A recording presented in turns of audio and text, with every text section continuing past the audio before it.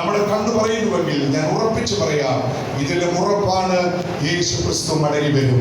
2000 വർഷങ്ങൾക്ക് മുമ്പ് യെരൂശലേമിൽ തന്റെ അമ്മ ഉൾപ്പെടെയുള്ളവരെ സാക്ഷി നിർത്തിക്കൊണ്ട് യേശു ക്രിസ്തു നടത്തിയ ലോകപ്രസിദ്ധമായ ഡിക്ലറേഷൻ, ഞാൻ നിങ്ങൾക്ക് സ്ഥലമൊരുക്കുവാൻ പോകുന്നു. ഞാൻ പോയി സ്ഥലമൊരുക്കിയാൽ ഞാൻ ഇരിക്കുന്നിടത്ത് നിങ്ങളെയും ഇരുത്തേണ്ടതിന് പിന്നെയും വന്ന് നിങ്ങളെ എന്റെ അടുക്കൽ ചേർത്തുകൊള്ളും. തന്റെ കാന്തയാകുന്ന സഭയെ യേശു ക്രിസ്തു സ്വീകരിക്കുവാൻ മടങ്ങി വരും. അതിന് നിഴലാണ് ഈ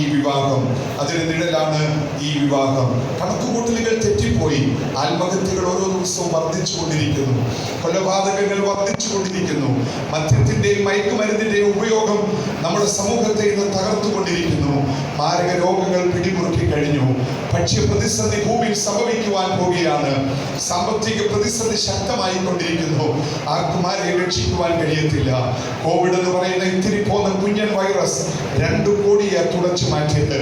നമ്മളെക്കാൾ ആരോഗ്യമുള്ള, ബലമുള്ള, സൗഖ്യമുള്ള, ഇലാസ്റ്റികത, ലെങ്സിന് ഇലാസ്റ്റികത കൂടുതലുള്ള, ഇമ്മ്യൂൺ പവർ കൂടുതലുള്ള 2 കോടിയെ 1.5 വർഷം കൊണ്ട് കോവിഡ് തുടച്ചു മാറ്റി. മരുന്നിനാരെയും രക്ഷിക്കാൻ കഴിയത്തില്ലെന്ന് കാലം തെളിയിച്ചു. ഡോക്ടർമാർ കൈമലർത്തി കാണിക്കുമെന്ന് കാലം തെളിയിച്ചു. സൂപ്പർ സ്പെഷ്യാലിറ്റി ഹോസ്പിറ്റലുകൾക്ക് മനുഷ്യജീവനെ പിടിച്ചു നിർത്തുവാൻ കഴിയത്തില്ലെന്ന് കാലം തെളിയിച്ചു. ഡോക്ടർമാർ കൈമലർത്തിയില്ലേ? ഹോസ്പിറ്റലുകൾ പോലും ഡോറുകൾ വലിച്ചടച്ചില്ലേ? കോവിഡ് പേഷ്യൻസിനെ വേണ്ട. നമ്മുടെയൊക്കെ നാട്ടിലെ കുഞ്ഞൻ മെഡിക്കൽ സ്റ്റോറുകളിൽ കുത്തി നിറച്ചു വെച്ചിരിക്കുന്ന മരുന്നുകൾ പ്രതിസന്ധികൾ മൂർച്ഛിച്ചാൽ ആരെയും രക്ഷിക്കത്തില്ലെന്ന് കാലം തെളിയിച്ചപ്പോൾ 2000 വർഷങ്ങൾക്ക് മുമ്പ് പള്ളിപ്രമാണികളെയും പരീശന്മാരെയും സാക്ഷി നിർത്തിക്കൊണ്ട് യെരൂശലേമിൽ ഒരു സാധാരണക്കാരനായ മനുഷ്യൻ വിളിച്ചു പറഞ്ഞ വാചകം ഈ പുസ്തകത്തിൽ അടങ്ങിയിട്ടുണ്ട്. ആ വാക്യം അറിയാവുന്നവർ എന്നോട് ചേർന്നൊന്ന് പറഞ്ഞാട്ടെ. മറ്റൊരുത്തനിലും രക്ഷയില്ല. നാം രക്ഷിക്കപ്പെടുവാൻ ആകാശത്തിന്റെ കീഴിൽ മനുഷ്യരുടെ നൽകപ്പെട്ട ഒരേ ഒരു നാമം.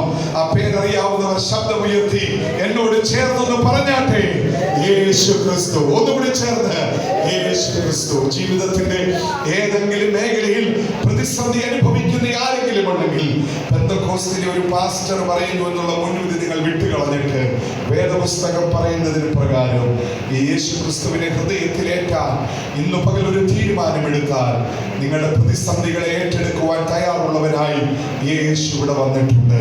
നമുക്ക് എല്ലാവർക്കും ചേർന്നൊന്ന് സ്തോത്രം ചെയ്ത് പ്രാർത്ഥിക്കണം. എല്ലാവരും ഒന്ന് പ്രാർത്ഥിച്ചാട്ടെ. ഞാൻ ഈ ജനത്തിന് വേണ്ടി ഒന്ന് പ്രാർത്ഥിക്കാൻ പോവുക. ദൈവദാസന്മാരോട് ചേർന്നൊന്ന് പ്രാർത്ഥിച്ചാട്ടെ. ഷാബിന് വേണ്ടി, ജിൻസിക്ക് വേണ്ടി നമ്മൾ പ്രാർത്ഥിക്കാൻ പോവുക. കർത്താവേ, കുഞ്ഞുങ്ങളുടെ കുടുംബജീവിതത്തെ ഏറ്റവും അനുഗ്രഹിക്കുവാൻ സ്വർഗീയ പിതാവേ, ഈ ശുശ്രൂഷയിൽ കടന്നു വന്ന് സംബന്ധിച്ചിരിക്കുന്ന അങ്ങയുടെ പ്രിയപ്പെട്ട ജനത്തിന് വേണ്ടി പ്രാർത്ഥിക്കുന്നു.